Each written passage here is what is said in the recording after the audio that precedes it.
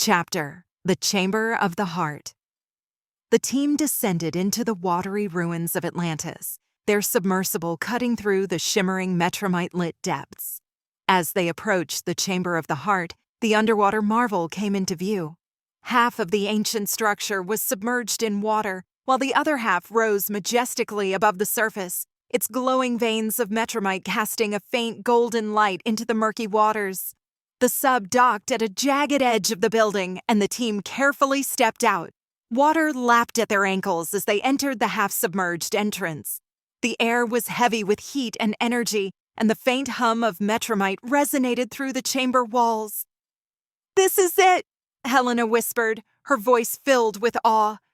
"The Chamber of the Heart." Jace and Miles stood before the entrance wall, their eyes tracing the intricate glyphs carved into the ancient stone.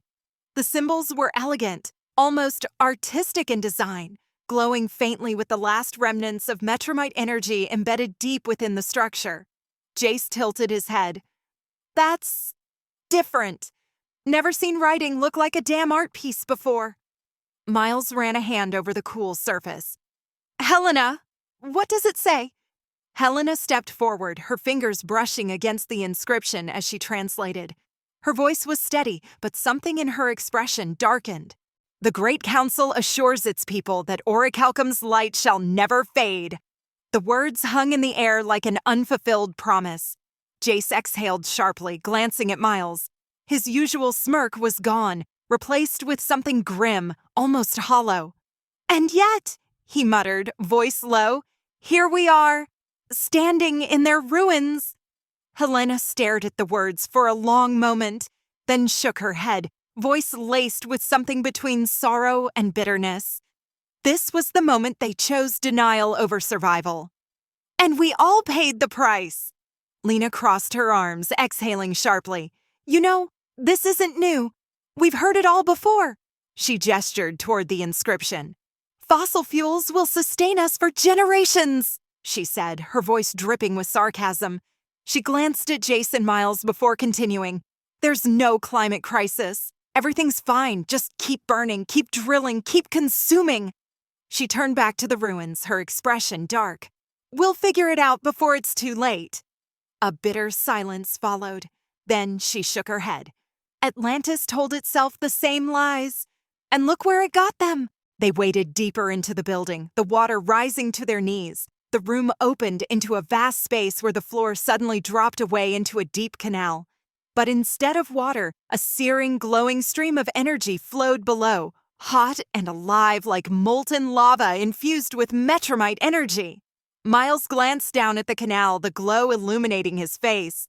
"Well, that's welcoming," he muttered. "How are we supposed to cross this?" Theo pointed to a narrow ledge on the far side. "There's a panel over there. If we can get to it, it might lower something for the rest of us to cross." Miles nodded, already tightening the rope secured to his belt. "All right, I'll go first." He studied the gap, then turned back to Helena. "You ready with that bow of yours, just in case something decides to crawl out of this glowing pit?" Helena smirked, materializing her bow and nocking an arrow. "Always!" With a nod, Miles tossed the rope to the other side, anchoring it securely on a jagged beam. He steadied himself, then jumped across, landing on a narrow platform with a grunt. The heat from the canal below was almost unbearable, beads of sweat forming on his brow as he crouched and untied the rope. Miles reached the panel, its surface covered in faintly glowing glyphs. He studied it for a moment before pulling the lever, and with a loud creak, a narrow bridge of interlocking panels extended over the canal. "You're up!" Miles called, motioning to the team. The rest of the group crossed the newly formed bridge, their footsteps echoing against the ancient metal panels. On the far side, they were met by an imposing door covered in intricate Atlantean glyphs, glowing faintly with an otherworldly light. "This is a DNA lock," Theo said, studying the door. "Helena, it's all you." Helena stepped forward, placing her hand on the central glyph. The door pulsed, scanning her hand and briefly glowing brighter. A low hum resonated as the door slid open, revealing the inner chamber. Inside the Chamber of the Heart, the sight beyond was breathtaking. The massive orichalcum crystal rested at the center, glowing with vibrant, shifting colors: blue, green, yellow, and red. It floated above a pedestal, which was connected to dozens of metromite veins running along the walls and ceiling, feeding its energy into the city's core systems. The air thrummed with power, and faint streaks of golden light pulsed through the smooth stone floor, hinting at ancient mechanisms waiting to be awakened. "This is the source of Atlantis's power," Helena said softly, her voice almost reverent. "Everything flows from here." Miles turned to Lena. "All right, Lena, how do we dismantle it and take it with us?" Lena stepped closer, her eyes locked on the crystal. "We need to carefully disconnect the metromite veins one at a time. They're keeping the crystal stable, so you have to do it in the exact sequence I tell you."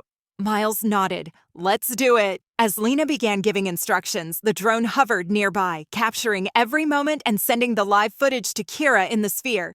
Kira's voice crackled through their comms, urgent and sharp.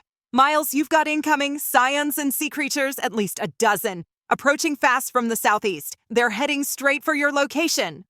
Miles straightened, his expression hardening. "How long do we have?"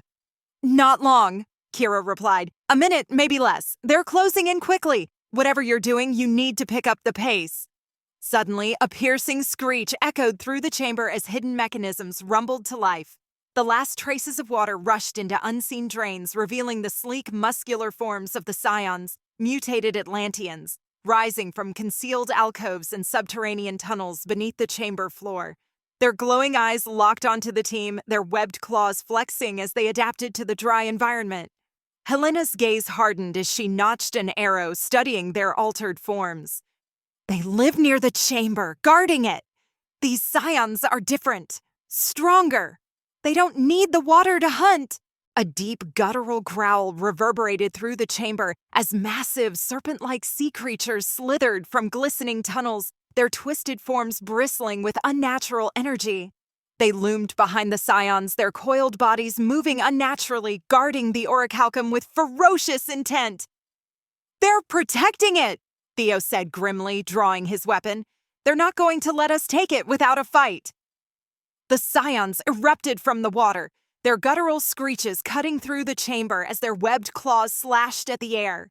Their glowing eyes locked onto the team with feral intent, their mutated bodies moving with terrifying agility. Helena didn't hesitate. She whipped her bow into position, a pulse of metromite energy flowing through the weapon as arrows materialized in her grip, glowing blue with crackling energy. She loosed the first arrow with deadly precision. It pierced through the chest of the nearest scion before detonating in a flash of kinetic force, sending the creature spiraling backward into the molten energy canal below. Another scion lunged at her from the side, its talons swiping for her throat. Helena twisted midair, her feet barely grazing the ledge as she fired two quick shots, one arrow embedding in its leg, the other shattering its jaw. The beast collapsed, writhing in agony, before she fired a final shot between its eyes. A massive sea creature burst from the water with a deafening roar, its elongated jaws snapping dangerously close to Jace. "Jace, move!" Helena shouted. Jace barely rolled aside as the creature's razor-sharp teeth slammed shut where he just stood.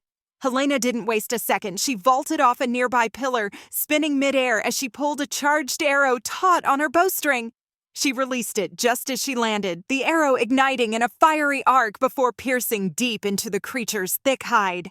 The beast let out a horrific screech as the arrow's energy detonated inside its chest, sending glowing blood and scales flying. It thrashed violently before sinking into the depths, its massive form disappearing beneath the water. "Miles!" she yelled, reloading with lightning speed. "You better be moving faster than I am right now." "I need more time!" Miles shouted back, frantically disconnecting the metromite veins as Lena called out the sequence.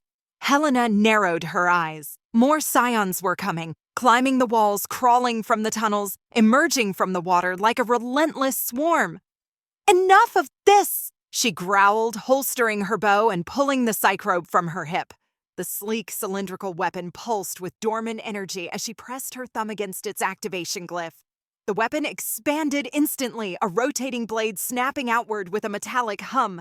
Helena spun the psychrobe in a deadly arc, gripping the handle firmly before launching it toward the nearest scion.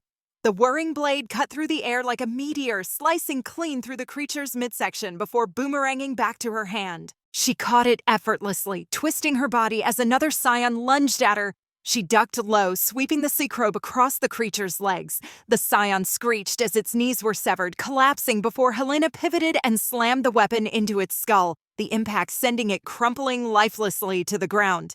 More were coming. Too many. Helena flicked the Cycrobe's handle, activating its explosive charge mode. The blade began to hum with high-frequency vibrations, and she hurled it into the horde, where it detonated mid-spin, a burst of blue energy ripping through the advancing scions. She flipped backward onto a higher platform, retrieving her bow again. With fluid, rapid movements, she fired 3 arrows in succession, striking down the last of the creatures, threatening Jace and Theo. Jace, still catching his breath, gawked at the battlefield littered with fallen scions and the smoldering remains of the sea creature. "Remind me never to piss you off!" Helena barely spared him a glance as she twirled the Cycrobe shut and holstered it at her hip, her focus still locked on the remaining enemies. "Just keep them off, Miles," she ordered, knocking another arrow onto her bowstring. "Or next time I won't be there to save your ass." Miles gave a sharp, "Got it!" as he pulled the final connection free. The orichalcum crystal pulsed violently, its glow dimming as the last of its energy stabilized. The chamber shook with their roars, and the glow of the metromite veins began to flicker as Miles continued dismantling the connections. "Lena, what's next?" Miles yelled, sweat dripping down his face as he disconnected another vein. "2 more! Disconnect the one on the left, then the one directly above the crystal," Lena instructed. Miles climbed onto the platform above the crystal, narrowly avoiding a collapsing beam. As he reached for another connection, a scion leapt toward him, its claws inches away. Helena fired an arrow, striking the scion midair. "Miles, hurry!" Miles reached for the final connection. A blinding pulse of energy erupted. The chamber shook violently, and everything snapped back to where it was 15 seconds earlier. The entire room reset. The metromite veins pulsed, reversing their flow. The connections reformed. Miles was back where he started. The scions lunged forward exactly as before. Their guttural screeches echoed in the same pattern. The sea creature burst from the water at the precise moment it had before. Helena fired the same arrow. Theo dodged the same strike. Jace cursed as the same claw barely missed him. Miles reached for the crystal, only to find himself back where he started. A second pulse surged outward. The battle reset. Again! The same attack, the same dodge, the same desperate struggle. Again! The same moment repeating, time snapping back in an endless cycle. Again! Nothing changed. No one realized. No one remembered. Up in the sphere, Kira watched the live drone feed in shock. The footage on her screen began the same way it had 15 minutes ago. The same approach, the same sequence of events, the same movements, all playing out again in real time. "Aina, is this a glitch?" Kira muttered, fingers flying across the console trying to recalibrate the system. Aina's voice responded, calm but analytical. "Negative. A localized temporal anomaly has been detected within the chamber of the heart. The orichalcum crystal is generating a contained time loop." Kira's stomach dropped as she watched the drone transmit the exact same footage it had sent just moments ago. The team inside had no idea they were trapped in a time loop, reliving the same moments over and over. Kira's breath caught as she stared at the repeating footage. "You're telling me time is stuck?" Aina continued without pause. "The most plausible explanation. The orichalcum crystal is emitting a controlled quantum field interacting with the metromite infrastructure of the chamber. If metromite possesses properties that influence spacetime at a localized level, the chamber may be stabilizing a feedback loop. This would function as a security measure, resetting time whenever an unauthorized attempt to remove the crystal is detected." Kira's eyes widened as she immediately connected the dots. She slammed her hand on the console, frustration and urgency surging through her. "Miles, listen to me. You're in a time loop." Miles, mid-stride toward the crystal, froze. "A time loop?" His voice was sharp with disbelief. "Aina, can you fix it?" Aina's voice remained steady. "Unknown. However, the data suggests a continuous energy feed from the chamber's metromite veins, stabilizing the field. If that feed is disrupted, the effect may collapse."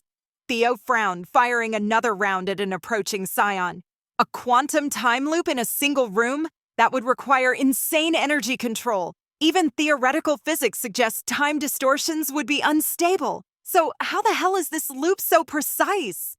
Kira's breath hitched slightly. It's not just security, it's a trap. If you're not supposed to be here, the loop doesn't just stop you, it keeps you here, forever. Her voice sharpened as realization hit. It's a security measure. The loop is preventing unauthorized removal. Anyone trying to take the crystal triggers the reset. She turned toward the battlefield, urgency rising, then switched to the team's comms, her voice sharp and urgent. Helena, it has to be Helena! Helena, you're the only one who can break the loop. You need to touch the crystal now! Lena's eyes narrowed, meaning we need someone whose DNA matches the original Atlantean security protocols. A moment of silence. Then Kira's voice, sharp and commanding. Helena, it has to be you! Helena, locked in fierce combat, twisted midair, her blade slicing through a lunging scion. She landed in a crouch, firing an energy arrow into another creature's chest. Kira, I'm in the middle of something, she snapped, narrowly dodging a clawed hand that swiped at her head. Kira's voice was relentless. No time! You're the only one who can break the loop. You need to touch the crystal now! Theo, breathless from dodging another attack, fired his weapon and shouted, Helena, if you don't do it, we're stuck here forever! Helena gritted her teeth, eyes scanning the battlefield. She had seconds to act. The crystal sat at the corner of the chamber, pulsing with a rhythmic energy. Miles gripping each glowing metramite vein and tearing them free one by one, the crystal's pulse flickering as its connections were severed. Helena's instincts kicked in. With one powerful leap, she vaulted over a scion, flipping midair.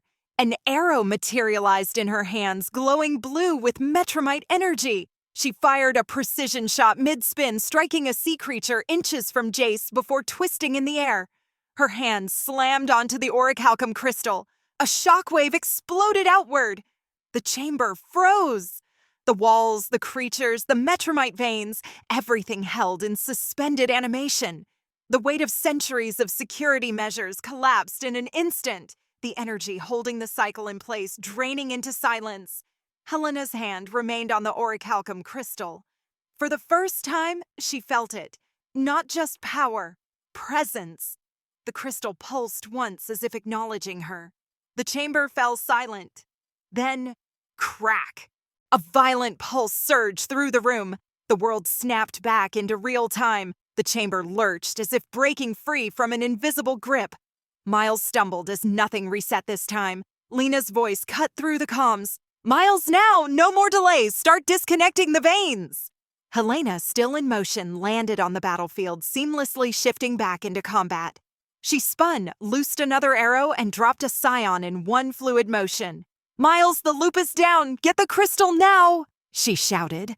Miles didn't hesitate. He yanked the final connection free, the orichalcum crystal flickering violently as its energy stabilized. With a final tug, Miles disconnected the last vein.